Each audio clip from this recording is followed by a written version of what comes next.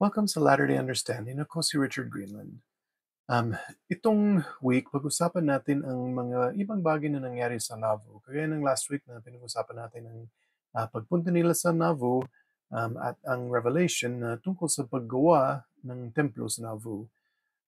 Itong lesson na ito nag-uumpisa sa March ng 1841, kaya 2 buwan pagkatapos ng revelation sa last lesson. Sa panahon na ito, nag-umpisa na yung mga saints na gumawa ng mga bagay sa paghanda ng paggawa ng templo. Ginagawa nila ang ibang mga bagay sa pagpapalaki ng Nauvoo. May mga ibang buildings na pinapatayo nila, mga ganyan. At marami naman miyembro ay lumipat na sa Nauvoo, pero meron din mga iba na hindi naman magkasya doon. Wala pang lugar para sa kanila at kahit uh, later on sa history nila, yung iba hindi talaga lumipat sa Nauvoo mismo, pero nakatira sila sa mga around na mga bayan. Yung iba sa Iowa, yung iba sa Illinois din, basta doon din na malapit din, dahil nagtitipon-tipon naman sila doon. So, basahin natin, may dalawang revelation, yung section 125 at 126. Dalawa itong revelation na binigay sa panahon na ito. Kaya basahin muna natin ang Doctrine and Covenants section 125 verse 2. Katotohanan, ganito ang wika ng Panginoon. Sinasabi ko sa inyo kung ang mga iyong tinatawag ang kanilang sarili sa aking pangalan at nagsisikap na maging aking mga banal, kung kanilang gagawin ang aking kalooban at susundin ang aking mga kutusan hingil sa kanila, sama-sama nilang tipunin ang kanilang sarili sa mga lugar na itatalaga ko sa kanila sa pamamagitan ng aking tagapaglingkod na si Joseph, at magtayo ng mga lungsod sa aking pangalan upang sila ay maging handa sa iyong nakalaan para sa panahong darating. Kaya, kagaya ng sinabi ko kanina, hindi naman sila lahat nagkakasya sa panahon na ito sa Nauvoo. Kaya sinasabi ng Diyos, basta magtipon-tipon sila at gumawa sila ng mga bagong mga lungsod din, ayos lang yan. Kailangan lang makalapit naman sila. Sa panahon na yan, yan ang kailangan nila dahil konti lang sila, kaya kailangan magtipon-tipon sila sa physical na paraan, yung sa isang lugar talaga, or at least maraming lugar na makalapit na parang isang malaking lugar. Kaya sa panahon natin, meron pa rin tayo yung physical na pagtitipon, kagaya sa mga wards, sa stake, mga ganyan, pero hindi natin ginagawa ang lahat-lahat sa buong mundo ng mga miyembro ng simbahan ay pumupunta sa isang lugar, kagaya ng Salt Lake City. Um, Sigurado mahirap yan.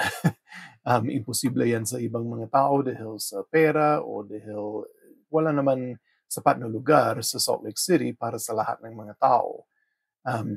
Kahit sa Missouri, kahit saan, wala naman sapat na lugar para sa lahat ng mga miyembro ng simbahan. Kaya ngayon, sinasabihan tayo na magtipon-tipon tayo bilang mga ward at mga stake. At kailangan pa rin magtipon-tipon tayo, pero sa sarili nating mga bansa.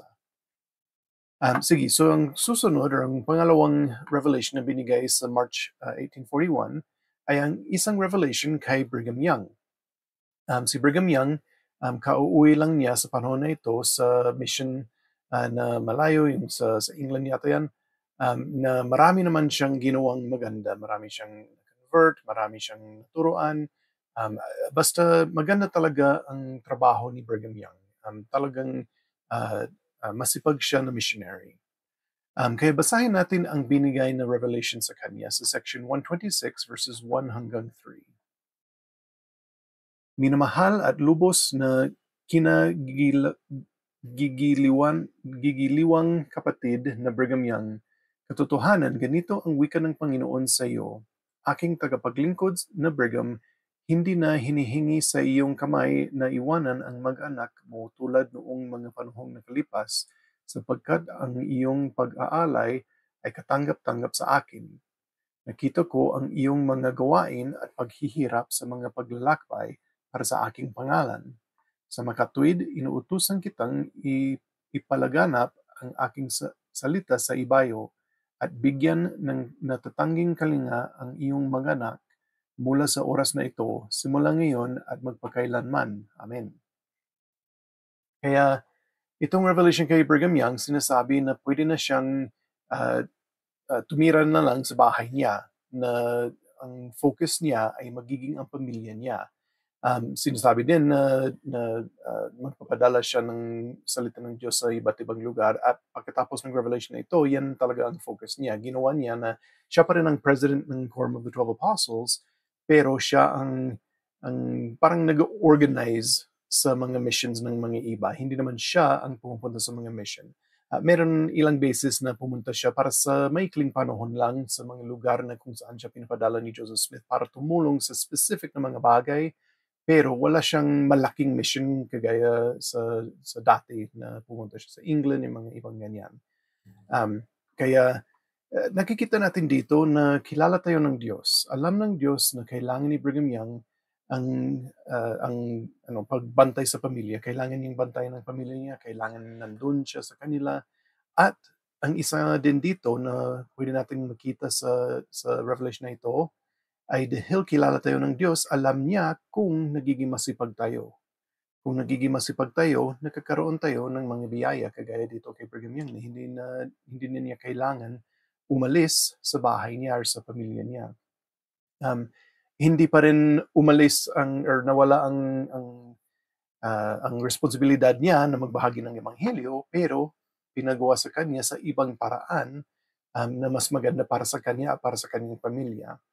Kaya para sa atin, kung minsan, meron tayong mga panahon sa buhay natin na kailangan gawin natin ang mga bagay na mahirap talaga sa atin. Pero meron din, basta masipag tayo sa mga ganyan na bagay, may mga panahon din na magagawa natin ang mga bagay na mas madali para sa atin. Hindi naman gusto ng Diyos na lahat-lahat ng mga bagay sa buhay natin ay maging mahirap. Siyempre, gusto niya magkaroon tayo ng kagalakan. Pero alam din niya na kung minsan kailangan natin ng hirap sa buhay natin para matuto tayo at para maging mas katulad niya tayo. Kaya meron naman panahon na madali, meron din mahirap. Kaya kung ang panahon natin ngayon, ang buhay natin ngayon madali, isipin natin magiging yan mahirap. Hindi natin alam kung kailan, pero magiging mahirap. Ganoon din, kung mahirap ang buhay natin ngayon, isipin natin na magiging mas madali yan sa ibang paraan. Hindi naman natin alam. Baka yung paraan na magiging mas madali, magiging mas mahirap naman ang isang bagay naman. Pero at least makakapagpahinga tayo sa isang bagay habang may pagsubok sa isang bagay naman. Kaya sana magtiwala tayo sa Diyos dahil alam naman niya ang ginagawa niya at tutulong siya sa atin para maging mas masaya tayo at para mas lalo tayo lalapit sa Kanya. Sige, so ang susunod na mga section ng Doctrine and Covenants, yung 127 at saka 128, ang mga ito ay noong 1842, September 1842.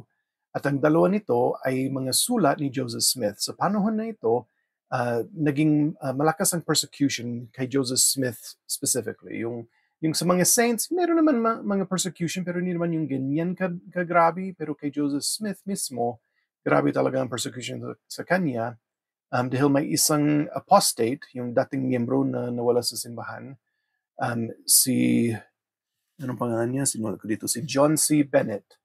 Isang apostate siya at sinabi niya na si Joseph Smith at si Porter Rockwell, yan yung bodyguard ni Joseph Smith noon, na yung plano nila ay patayin si Lilburn Boggs, yung governor ng Missouri na nagsabi na kailangan patayin or paalisin ang lahat ng mga miyembro ng simbahan mula sa state of Missouri.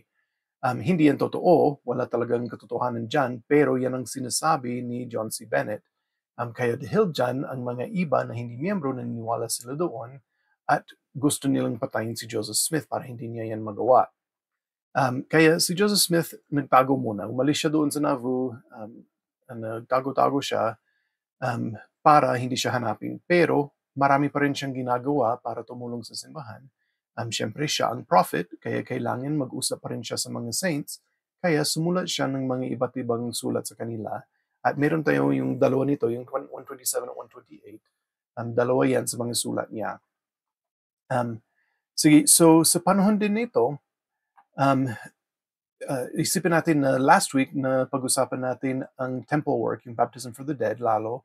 At sa September 1842, higit konti sa isang taon, yung may alam na sila tungkol sa baptism for the dead, at kulang konti sa isang taon ay ginagawa na nila ito sa templo mismo.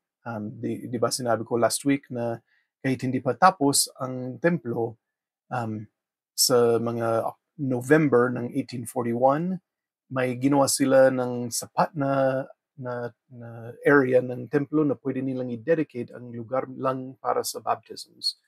Kaya yan yung ginagawa nila. Pero sa panahon na ito, gustong malaman ni Joseph Smith ang lahat ng mga tao or lahat ng mga miyembro ang mas lalo tungkol sa baptism for the dead. Kaya basahin natin ang iba nito. Ang karamihan nito na babasahin natin ay tungkol sa mga organization na mga bagay tungkol sa baptism for the dead. Dahil alam na nila ang doktrina sa baptism for the dead, pero ito ay mas lalo para tumulong sa kanila na gawin ng tama ang baptism for the dead. Kaya basahin natin ang Doctrine and Covenants section 127 verses 6 hanggang 7. Katotohanan, ganito ang wika ng Panginoon sa inyo hinggil sa mga patay ninyo. Kapag sino man sa inyo ang binibinyagan para sa mga patay ninyo, magkaroon ng tagapagtala at magiging saksi siya sa inyong mga pagbibinyag. Makinig siya gamit ang kanyang mga tainga upang siya ay makapagpatotoo ng totoo. Wika ng Panginoon, upang ang lahat ng inyong pagtatala ay maitala sa langit. Anumang ibinibuklod ninyo sa lupa ay mabubuklod sa langit. Anumang ipinaghihiwalay ninyo sa lupa ay mapaghihiwalay sa langit. Kaya sabi ni Joseph Smith na kailangan na isulat na nila ang mga baptism for the dead kung anong ginawa. Kailangan isulat nilang mga detalye doon para malaman kung ano talaga ang ginawa doon na baptism for the dead. At sinabi na kung anong binubuklod sa lupa, binubuklod din sa langit. Kaya mahalaga ang mga records natin. Kailangan may mga records tayo sa mga ginagawa natin, mga ordinansa. Meron din siyang sinabi sa susunod na letter niya sa section 128 verse 3. Ngayon, hinggil sa bagay na ito, magiging napakahirap para sa isang tagasulat na maging naroroon sa lahat ng pagkakataon at isagawa ang lahat ng gawain. Upang maiwasan ang suliraning ito, maaaring magtalaga ng isang tagasulat sa bawat purok sa lungsod na lubos na may kakayahang magtala ng tamang katitikan, at siya ay nararapat na maging napakatumpak at ganap sa pagtatala ng buong kaganapan. Pinatutunayan sa kanyang tala na nakita niya gamit ang kanyang mga mata at narinig gamit ang kanyang mga tainga. Isinusulat ang petsa at mga pangalan at iba pa at ang kasaysayan ng buong gawain. Pinapangalanan din ang tatlong kataong naroroon kung meron mang naroroon na magagawa sa anumang oras kapag tinawag na magpatunay sa gayon din, upang sa bibig ng 2 o 3 saksi mapagtitibay ang bawat salita. Kaya dito naging mas klaro siya. Dahil syempre marami ng miyembro, hindi naman pwede na bawat oras isa lang ang tao na nandoon para sa lahat-lahat. Kaya may tinawag sila na mga iba't ibang tao na pwedeng maging tagasulat sa iba't ibang oras. At hindi natin babasahin dahil mahaba ang bahagi nito sa section nito, pero sinabi din ni Joseph Smith pagkatapos nito na magkakaroon din sila ng general recorder, yung supra sa lahat na pagtapos na ang mga ibang recorder sa bawat session nila, dadalhin naman nila ang mga tala nila sa general recorder para siya ang bahala sa lahat para siguraduhin na tama ang lahat.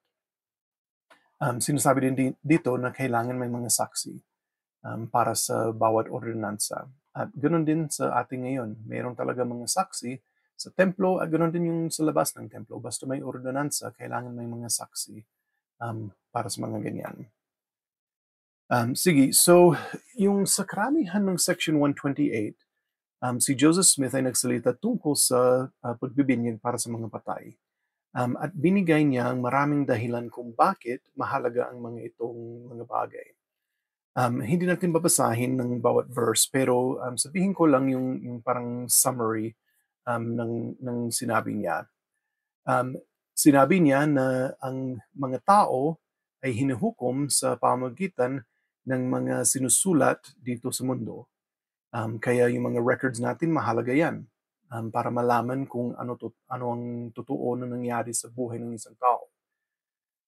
Ganoon din, um, sabi niya na ang pagbibinyag para sa mga patay ay isa sa pinakamahalagang bagay na pinahayag sa mundo magpakailanman.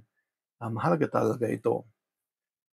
Sabi din niya na itong pagbibinyag para sa mga patay ay isang paraan para mabuklod ang magulang sa mga anak at ang mga anak sa mga magulang.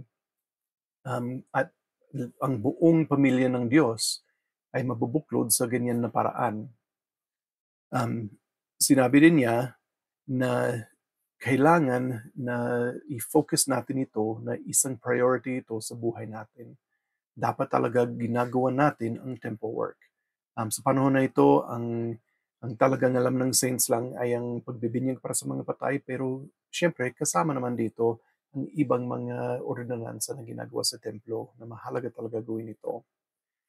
Sige, so yung journal prompts natin ngayon ay ano ang nadarama ko kapag naiisip ko ang aking mga ninuno na naghihintay para sa kanilang mga ordinansa sa templo?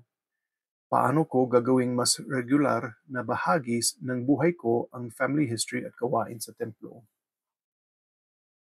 Sana isipin natin yan palagi at sana may gagawin tayo tungkol doon dahil talagang mahalaga ang temple work. Sige, so sa mga sulat na ito, sa 127 and 128, si Joseph Smith, pinapakita niya kung gaano kahalaga talaga itong temple work.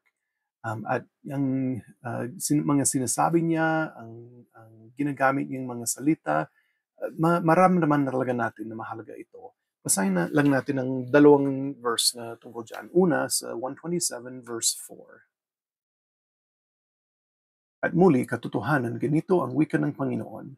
Ang gawain sa aking templo at lahat ng gawaing itinatakda ko sa inyo ay ipagpatuloy at huwag itigil at ang inyong pagsusumigasig at inyong pagtitiyaga at pagtitiis sa inyong mga gawain ay pag-ibayuhin at hindi mawawala sa inyo ang gantimpala ninyo, wika ng Panginoon ng mga hukbo.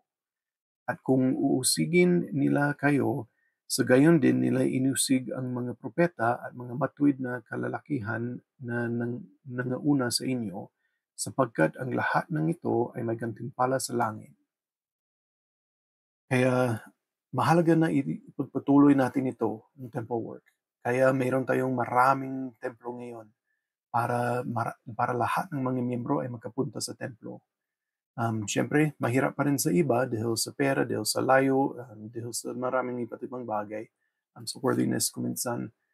Pero kailangan sikapin natin pumunta sa templo ng madalas. Kung anong kaya natin, gawin natin. Sige, ang susunod na basahin ay section 128, verse 22. Mga kapatid, hindi ba tayo magpapatuloy sa isang napakadakilang adhikaing ganito? Sumulong at huwag humurong. Magpakatapang, mga kapatid, at humayo patungo sa tagumpay. Magsaya sa inyong mga puso at labis na mag-alak. Bumulalas ang mundo sa pag-awit. Magsalita ang mga patay ng mga awit ng walang hanggang papuri kay Haring Emmanuel na nag-orden bago pa nilikha ng daigdig na iyong tutulong sa atin na matubos sila mula sa kanilang bilangguan sapagkat makalalaya ang mga bilanggo. Kaya sana maramdaman natin lahat ang ang sinasabi ni Joseph Smith dito at ang nararamdaman din niya na mahalaga talaga itong mga ordinansa sa templo. Kailangan natin gawin ang bahagi natin. Sa pagpunta sa templo, sa paghanap ng mga records, ng mga ninuno natin para madala natin sa templo, lahat nito mahalaga talaga. Yan ang invitation natin itong linggo. Sa linggong ito, hanapin ang pangalan ng isang ninuno na nangangailangan ng gawain sa templo. Kung meron ka ng mga pangalan, magplano ng oras upang pumunta sa templo o isumite ang pangalan. Alam ko mahalaga ang templo at alam ko mahalaga ang temple work, yung ginagawa sa loob ng templo. Hindi lang mahalaga ang templo dahil maganda siya, dahil malaking gusali siya, dahil marami tayong ginagawa na mga gusali na ganyan. Hindi naman yan yung mahalaga. Ang mahalaga ay ang ginagawa sa loob. Ang mga ordinansa para sa sarili natin at ganoon din para sa mga patay, ang mga nauna sa atin. At maganda talaga itong plano ng Diyos. Isipin natin na kung wala itong gawain para sa mga patay, papasok lang tayo sa templo, ilang beses lang, yung para sa bawat ordinansa lang natin sa templo, yan lang. Tapos wala na. Kaya kung maindaw tayo, maranasan lang natin minsan, tapos siguro malimutan natin. Pero dahil nakakapasok tayo sa templo ng maraming beses, dahil ginagawa natin ang mga ito para sa mga patay, naririnig natin ang mga ordinansa at ang mga tinuturo sa atin ng ilang beses talaga, maraming beses talaga. Kaya mas lalo tayo natututo at mas lalo tayo nagiging malapit sa ating Ama sa Langit. Kaya maganda talaga ang plano ng Diyos. At alam ko na mahal niya tayo at gusto niya na punta tayo sa templo ng madalas. Itong iniwan ko sa pangalan ni Jesucristo. Amen. Sige, so sa next week, ang pag-aralan natin ay Doctrine and Covenants, section 129 hanggang 132. Salamat sa panonood.